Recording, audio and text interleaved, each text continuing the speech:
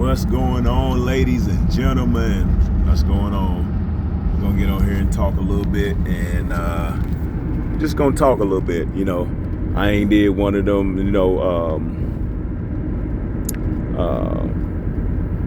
edited video in a while, so I said it's time for another one because it's been on my mind kind of heavy, and just talking about some things, just breaking some things down, and I appreciate everybody that's been getting dogs from me, and not only that, just getting dogs, but really just wanting to come back and get some more dogs, and I'm helping them put in their own little way or have their own creativity with certain blends and certain combinations with the dogs, and just excelling my dream or my passion behind these dogs in the strand or the family of dogs. And we just gonna get on here and talk probably about like say 14 minutes. I don't know. This phone, for some reason, it's got. I need to get some more space on there, but it don't got no one of them cards that help save on your videos and all that stuff. So it's only gonna give me 14 minutes to talk. But anyway, we're gonna get on here and just talk about some things, and share my thoughts, share my passion, share my ambitions behind what I'm doing, and it only gonna keep going up. I've been in it about 10 years now, and it seemed like out of 10 years you should be able to make some type of a big drastic change, but sometimes it take a little longer. I ain't worrying about how many small steps I'm gonna have to take to get where I need to get, long as I'm going. That's the main thing. Long as I'm in motion. See, that's we so worried about being like another person, or what? Well, they got there a little quicker. So what? Don't worry about that. That's like the animation. I'm an animation guy. I like looking at animation because I love to live, love, and laugh. That's what I like to do. I try to keep them three things circulated in my mind, my heart, and my spirit. So, but anyway, the analogy behind it, the hare got so far ahead of the tortoise, and he says, shoot, I'm so far ahead of him, I could take a little nap. But the thing about it, he overslept. And by the time he woke from that nap, he said, oh, see what I'm saying? See how quickly it turns into a laughter, and laughter is medicine. And I love to laugh because all the stuff that I done been through my life, just the trial and error I done been through, I deserve that to myself, to laugh, and I gotta learn how to inhale and exhale. But anyway, the moral of the story was that the tortoise beat him, but he had different other people helping him. But the thing of the hare just got too greedy and got too arrogant and got too cocky. And when you get too cocky, that's where things begin to happen. You start seeing things begin to decline. But that's why I always try to keep humble, of treating every situation a little differently, but respectfully, trying to help out people, because the people don't got over on me. That don't mean I got to get over on you. But anyway, we're going to talk about some really, really good things on today. Like I say, I got 14 minutes skid because it won't let me go no longer than that, because I don't lost space off of this phone, and this phone, I need a new phone. But anyway, we're talking about some things. I'll just mention this to myself, going over with myself inside of my mind, that what I was gonna say, that we always trying to compare to other people. Stop comparing.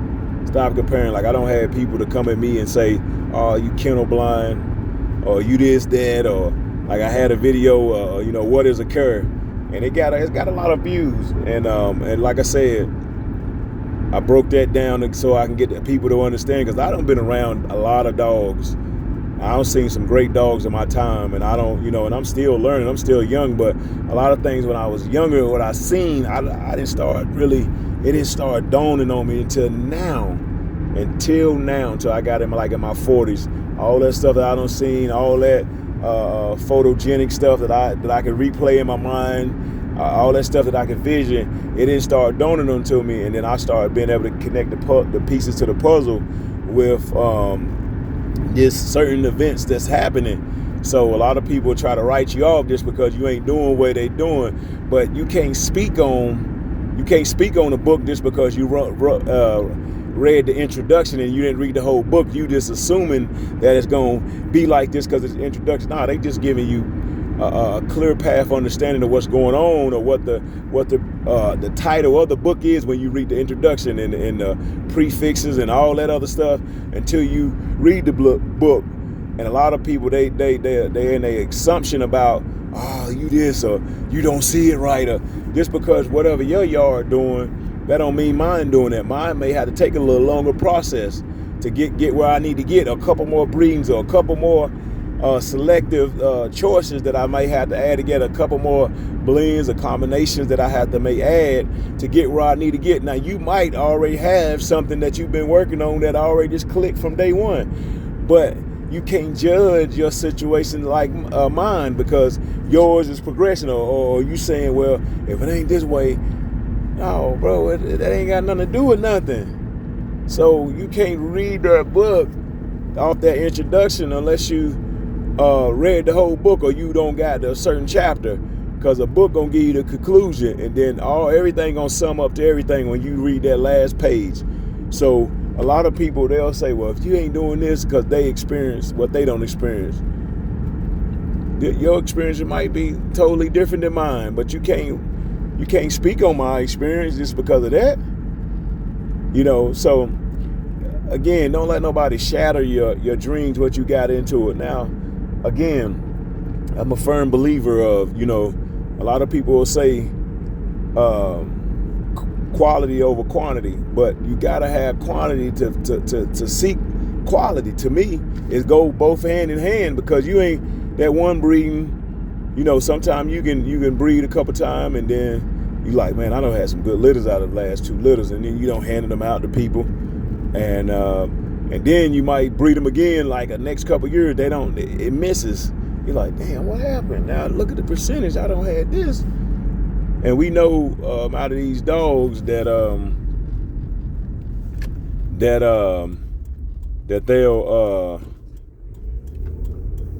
they'll hit and miss. You got a 50-50 chance you're gonna have something good, even though you don't did everything, you don't did all the assessments, you don't looked around, and you don't study back and forth in the middle, and they still come out like, hey, I thought they were gonna come out great. But then you do it again, they come out great. So it's just one of them things. But my main vocal point here is this video is to get people to understand, stop trying to follow everybody's steps, step by step. That's like, I'm gonna use an analogy. That's like, a lot of people, I don't hear people say, man, when they playing any type of sports, I take different pieces for people and add it to my game. That's almost like the dog game. You taking different things that they don't say it, and you add, instead of just following his steps all the way, because his steps ain't gonna be like your steps, or his progression ain't gonna be like your progression. So that's what I mean by that. And that's like, when you do certain things, when you got your own program, it's your own program. It's your own way of wanting to do things. Just because another man did it and he was successful, he gonna say, well, I would never done it like that. But that's you. Remember, that's you. And that don't mean you can't come out with great dogs just because they not acting a certain way at a certain time. I don't seen some great dogs, especially in this line of Sinclair blood and this Slim Jim stuff, man. These dogs, the longevity, the older they get, the better they get. And that's what I don't see. So I don't even worry about if they not coming down. But as long as they give me something that I can build off of. Like I got a female, and my nephew got a female, and that's the only reason I want to do this video, because I went over there and seen her, and now I like her so much. She about 2 years old. I helped him do some things. He got the shots, but he lost money. But what it was, he ended up, allowing him to catch coccidia due to some, unsanitary thing. But he didn't know. So, and I tried to help him out, and I was going through my little back problems. I was trying to help him out. I was just now going through the recovery stage of, going through chiropractor, whatever. So one of them lived. I took her up and kept them puppies for about like 2 or 3 weeks, and they kept dying off. And I'm trying to figure out, like, why the heck they dying off? Because I never experienced coccidia, but I know a homeboy of mine, he experienced the coccidia. So I got like 4 more minutes. So I went and seen her, and she liked to fetch. She liked to mess with the balls. That's a good trait, because that's a working trait. And she's very alert. She's very like to get out and around and play. That's a good trait. So she's basically double brother and sister bred. And it didn't mean to happen because he left him in the cage too long. And I kept telling him, I said, nephew, before he got these dogs, I told him specifically, take them out when they get a certain age. Because when they get 6 months, he kept saying, all right, I got you. So I guess he kept ignoring, he didn't think it was true. As soon as she came in heat, he got her. And he was like, I meant to take her out the next day. I said, boy, you going to have some puppies. He said, man, she ended up having 13. So a couple of them died because, you got to stay on top of them. But she did good for the mother. So she the only one lived out of 13. And I helped that process because I gave her some stuff and I kept staying on her. So I helped her. And I went by there and checked her out. And I was like, man, I like this dog, man. So I was trying to get her back. But his male ended up dying. And we don't know how, because he called me, man, he was devastated. And he called me, and he's like, man, my female ended up dying. But anyways, so I got probably like 2 more minutes. But what I'm saying is, never judge a book by its cover just because somebody doing it. You don't know what they got going on or what their plans is behind to make good dogs, because you can make good dogs overnight. But the thing of it is, my thing, can you sustain to keep them dogs going on to the next generation, to the next generation, to the next generation, or the next decade, to the next decade? That's my plan. 2 more minutes. But I want to breed with her. So only thing we got to do, I got to send in the papers. I'll pay for it, but I might just breed back to her. So I'm trying to figure out what dog I want to really breed to her. So it may be my dog Doughboy, because he's off a brother and sister. But when I looked at the pet stat of that breeding, because I already put it on my own line, I built it up because I like to look at, before I put something together, I like to look at what I got going on in the percentages. So all it does is bring dogs down 50%. It seems like breeding them inbred dogs together would breed a higher percent. Nah, it just tighten up that 50%. And I like that out of that, because when you tighten them up, you don't even got to go no further percent unless you want to off a Pacific dog or another Pacific dog. I don't see like some of them, depending on how you breed, like I don't see them be 5/8 and the next dog be 3/4, and that's because they using the same 2 dogs breeding or before, or the next breeding adding them together, or a couple breedings the same pattern over and over to get that percentage. But 1 more minute left. But yeah.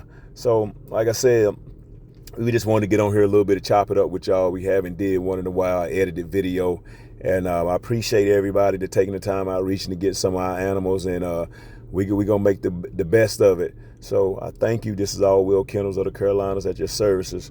And we gonna continue to keep, climbing that ladder. We're gonna continue to keep going up. I ain't worrying about nobody else, what they doing. I'm just worrying about what we doing. That's what it's about, what we doing. And like I say, this new stuff that we got coming off, this Our Blood, Alonzo Green with Eli Bolio, with that Macho Bear, with that Tombstone Bolio stuff, that's really gonna be some good stuff. Look out for that. We probably like in-house a lot of the stuff when we do that breeding, but it's gonna be some great stuff. Y'all have a good one.